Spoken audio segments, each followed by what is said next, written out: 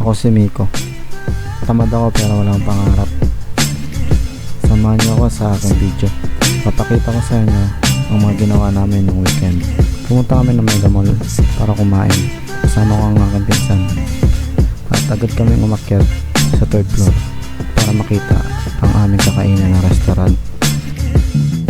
Agad kami pumasok sa loob para makakain na rin.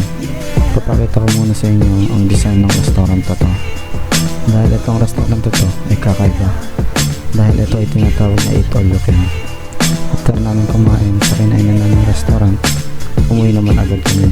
At dahil meron kaming schedule sa sukat, agad naman kami umalis para makarami kami ng laro.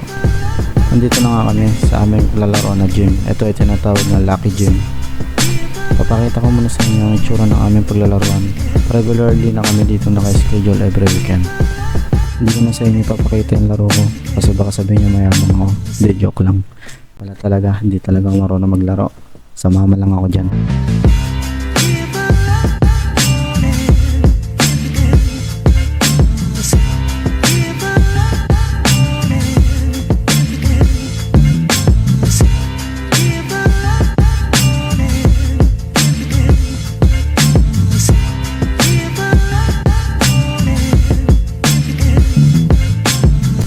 After namin maglaro, mag-asikaso na agad kami. Dahil anong oras na rin yan, mga 1 AM na rin yan. Papakita ko muna sa inyo kung sino yung mga kasama namin. Ito si Alamada, ito si Kabeji, ito yung pinaka-veterano sa amin. Matanda na yan pero unstoppable pa rin. At pag uwi namin, bumili agad kami ng pagkain para makakain at mabawi ang mga taba na nawala na naglaro kami.